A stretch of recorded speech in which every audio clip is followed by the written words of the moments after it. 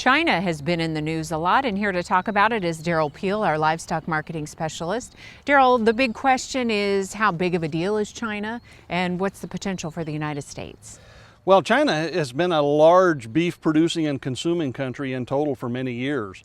However, for most of that time, China was not a player in global beef markets at all. They consumed internally, they didn't import, they didn't export. Until the last 4 or 5 years, and beef consumption has grown dramatically, per capita consumption has increased, and so consumption now exceeds production in China significantly, and they've grown very rapidly to be, in 2016, the second largest beef importing country. So the U.S. doesn't currently have access to that market. We've been out of that market since 2003, and so access to that market is an important potential for the U.S. in coming years.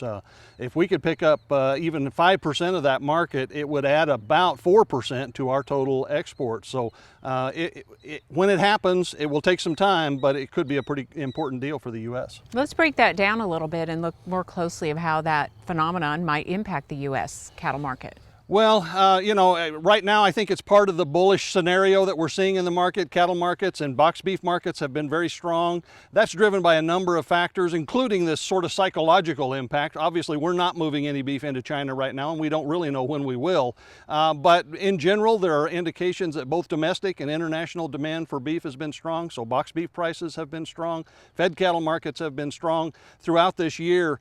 Even though we know that there's large total meat supplies out there, beef production is growing, as well as pork and poultry supplies. And then in terms of feeder cattle markets, are you seeing some of the same trends?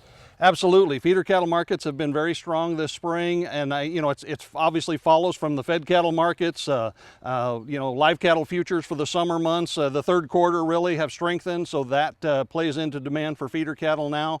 And also it's springtime. We've had rain, dry conditions have abated, so there's a lot of stocker demand for these cattle going out on grass for the summer. And speaking of stocker demand, we're involved in a new survey for producers. They need to be looking in the mailbox. That's right. Right now a number of producers in Oklahoma should be receiving a survey from NASS, the National Ag Statistics Survey, who is cooperating with us to mail out a survey we've developed over the last few months. The stocker industry is very important in Oklahoma and very important part of the cattle industry, and yet we don't know a lot about it, or at least we haven't been able to document a lot. We don't capture a lot of what goes on in the stocker industry in our regular kinds of data stuff. So this survey is an attempt to fill in some of those gaps a little bit, and we sure hope that producers will give us a little bit of time and fill out this survey and provide us with some much needed documentation of exactly what they do and how they do it. And then how will that help researchers and extension folks in the future getting those numbers crunched and looking at that data? Well, it's going to provide us with several different pieces. Obviously, we're interested in how producers utilize resources.